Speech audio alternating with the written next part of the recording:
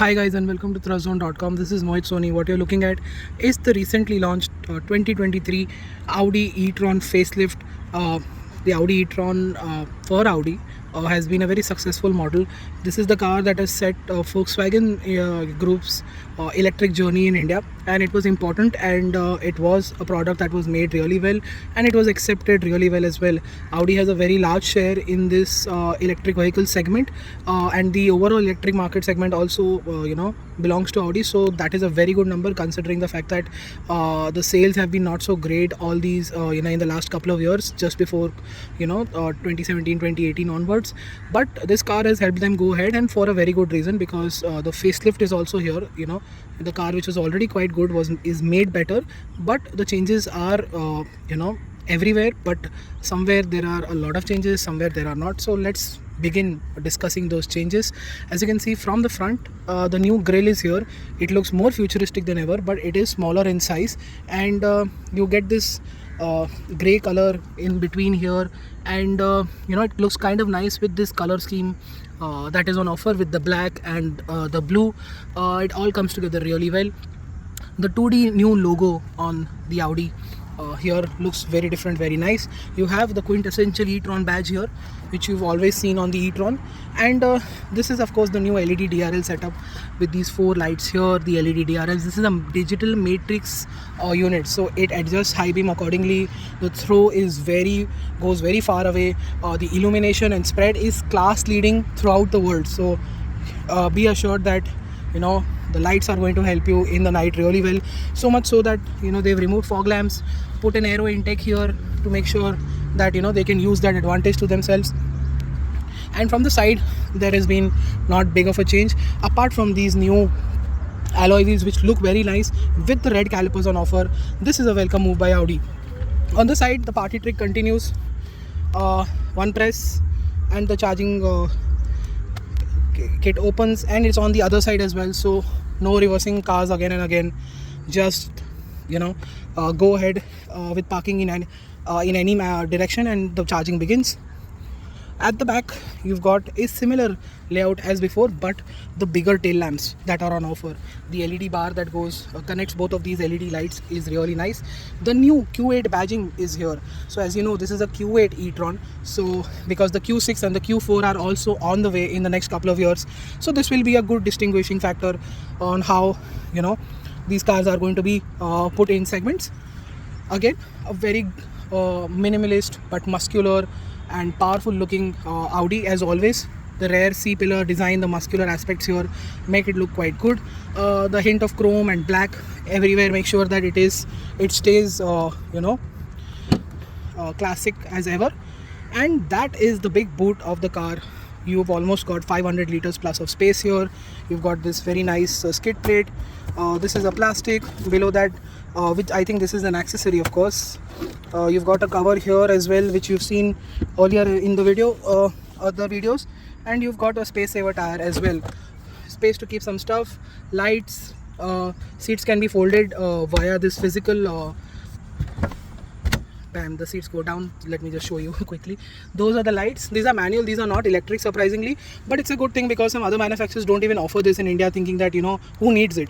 But if you can fit a manual one, make it much more affordable and still offer that feature, then why not do it? So I think hats off to Audi for doing that, which is great. Getting inside at the back, that's where we are. That's where we want to begin with as well. This is a brand new car, so the plastics are here, and it is a new car feel as well. The leather smell, the quality, everything feels amazing. You sit slightly knees up, not an issue whatsoever. Legroom is good enough, surprisingly. Knee room is brilliant. Under thigh support is excellent, so this will make for a very, very good car for those long drives. This seat is actually pushed quite back. They're more than my driving position, so there will be even more space behind a 511 guy. Those are charging points which are great. You've got a 12-volt socket which you can charge multiple devices together. You've got the AC vents, the climate control here, a dedicated climate control with AC vents, blowers here as well as here.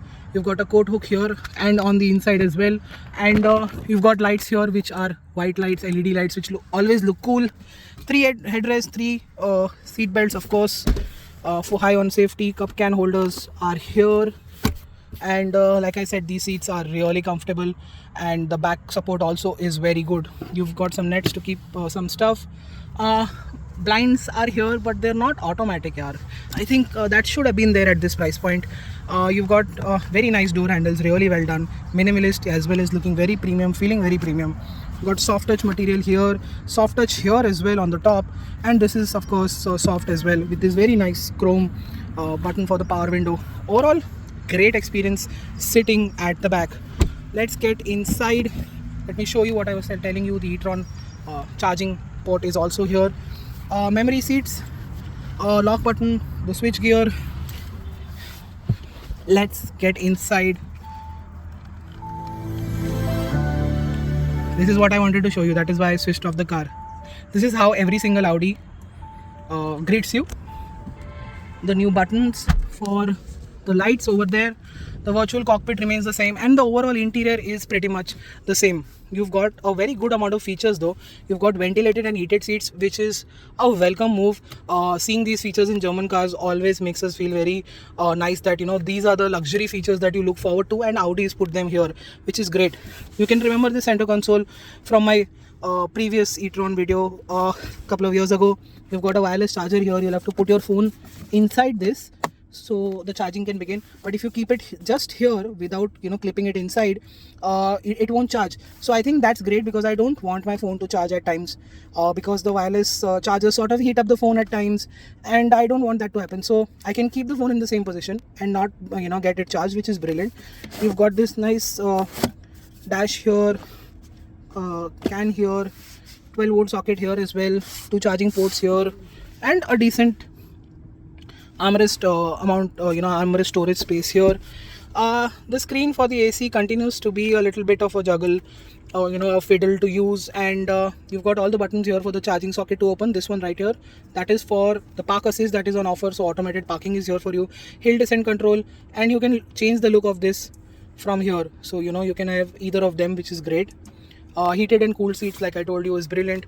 This screen we just recently showcased you in the previous Audi that we reviewed as well, is also seen here, and it's got this click feature, which is brilliant, and it helps you realize that you're clicking even while you're driving. You will know that you've clicked on this particular app, and that's good feedback. That's a safer way of feedback, which is great. The sound system is of course Bang & Olufsen, which is downright brilliant as always. You can see this new wood on the dash, which always looks nice, with the white hints over here, which looks good. At first impressions it can look like it's dirty, but it's not. So once you get used to it, you will enjoy it even more. So that's how it is. Settings, you can adjust a lot of things. Like I told you, the sound system is good, and the screen is also brilliant. Colors, fonts, layout, touch responses, everything are brilliant. You've got a lockable curve box with a lot of space, which is illuminated as well, but not chilled, surprisingly. You've got memory seats for driver as well as passenger side. IRVM is a frameless one, which is great. The sunroof controls, and of course the big bad panoramic sunroof is on offer, don't worry. That's the new feature everybody likes.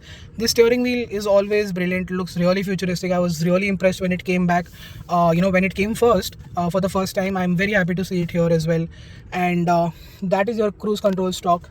That is your lights, that is your wipers, and you can change the view from this button here, which is brilliant. AC vents here, and the stock, that one right there, is electrically adjustable steering, which is always a great move to see. I wish there was a cover here, but then again it will also look a little weird, and the packaging would have been very tight, and that's not here. But nevertheless, quality, fit, finish is top notch. There is nothing really to complain. We wish the interior was a bit more new and fresh, and that's what is missing. We already love this interior. We are happy to see that the car now focuses on the driving, on the range, and on the EV side of things in this update, because the interior was good enough to hold. But we are also waiting for the new interior, which was showcased at the Frankfurt Auto Show, which has really caught our eye. Can't wait to see that interior on this popular model. That's the gear lever, which is also very futuristic to use. Electronic parking brake is on offer, and you've got some storage space here as well. That is it. That is what the cabin is of the Audi Q8 e-tron facelift 2023. Let's jump to the driving part. So what is the Audi Q8 e-tron facelift like to drive? Well, after spending a day almost putting 200 kilometers on it, I think there has been a lot of change, and the change is for the very good. The battery pack is bigger, so you now make around 400 bhp of power and 664 newton meters of torque, which is a healthy increase from before. This is bigger battery pack that we already told you in our launch report and on our website as well. Is the fact that all of this is welcome because power, torque, range all has improved. We didn't get much of a chance to completely give it some multiple charges and go ahead. In the day like I spent with this car, I can tell you is that at 92% when we got the battery charged, it was showing 400 kilometers of range. I'm pretty sure it can deliver that because I'm done with 200 kilometers and it's still showing me almost 180 kilometers of range, and the region is set to max, so I'm pretty sure it can touch the 400 kilometer mark quite well. So that is a good range that you're getting with the e-tron, which is slightly better than before. I'm sure the 50 kilowatt the 50 version of the e-tron might deliver a bit more because it is a little bit lower on horsepower and should deliver slightly more range as well, but that's a story for a different day. What I think has changed is that the driving dynamics have changed. The engine, of course, the motor, of course, is smooth, refined, very silent cabin, a very silent powertrain. Everything is seamless, refined, and all of this just escalates the luxury experience that Audi offered you earlier with its ICE engines. It has just escalated immediately with the same body type. So let's assume if you've driven the Audi Q8, then you drive the Q8 e-tron, you'll realize a world of a difference in the way this car behaves. This actually behaves like a true luxury car in the way everything works. I think that's the reason why a couple of manufacturers are going fully electric in the next 10-15 years, because this just feels right for their brand, and with the performance on offer and the range on offer, it is sort of a healthy ICE replacement. So the Audi e-tron is actually that good. It is as I've always said for the e-tron, it feels very special. Luxury cars can feel a bit cold and business like. This does feel very special. There's hardly any explanation for the motor because it's an electric one. It's all smooth, you get instant torque. 0 to 100 is done in under 6 seconds, which is brilliant. What I also think is actually really good is the handling and the suspension. The ride quality is absolutely brilliant, and it feels solid and stable at the same time. Vertical movements are really well in check. Most EVs feel great at lower and medium speeds. They don't feel great at higher speeds. This actually feels great at higher speeds while cornering, while changing lanes, and that is again a bigger highlight, because with great ride quality you are getting absolutely negligible body roll like an ICE car, and that is what makes the driving experience of the e-tron really good. Pretty impressed with the steering that is on offer. Good feedback, light and precise, gets heavy when you want it in the corners, on the highway. It's actually quite good. The region, let's talk about that. It's manual as well as automatic, so automatically it will be in automatic. Default setting is the automatic, and for the manual you will have to change it from the screen, and you will also have to pull in the paddles for a twice for the maximum amount of regen. So all of this has to be set, and then you can enjoy a lot of range, because by the time I did that I lost a lot of range. I started at 400 kilometers. By the time I did 10 kilometers I lost 50 kilometers of range. So I think automatic regen is not set for our conditions, and it's best that it is manual, and it is best that it is kept at its highest, because in our conditions regen works really well. With the stop go traffic that you have time and again, you really don't get an empty road at all. There is no fast lane concept in India. This actually depletes the range very slowly and steadily. It basically sips. That is a nice engine thing that we say, but it conserves the battery really well. And once I got into, let's say, around the 300 kilometer mark of range after initially testing accelerations and everything, the range wasn't dropping that quickly. From 300 to 180 that I am right now, it has been, I have traveled a lot, almost did 150 kilometers, and the range hasn't dropped. So brilliant in that aspect. The range doesn't drop very quickly. A lot of people have that apprehension, and that contributes to range anxiety as well. It isn't here, so it's actually quite brilliant.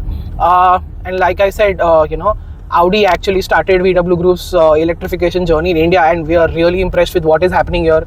I really like the ride quality, I really like the handling. You get all road and off-road modes, and I think this is one of the few cars in this segment with almost 7 driving modes on offer, which includes dynamic, eco, individual, off-road, all-road raises the suspension dramatically. I'm a big fan of that, because when I saw it for the first time and I had a very bad patch of road in front of me within Mumbai city back in when I tested the E-Tron for the very first time, I was really impressed how easily it went over it, how the ride quality was good, and it just becomes so much more practical at the touch of a button. So I'm very happy to see that feature is continued, and it will be continued. So that's great. Braking, driving in the city, as you can see right now, is what I'm doing, and it's really easy. The dimensions are well in check. It is very easy to drive. The steering is very responsive and well tuned, so what you get is a very easy car to drive. The brakes can be modulated quite well, and of course there is a bit of grabbiness that you expect from an EV car is here, but ironed out quite well. Apart from that, I think that is what sums up my experience. I told you it can deliver 400 kilometers of range. Fast charging is available up to 180 kilowatts. It rides really well. The luxury aspect is even higher.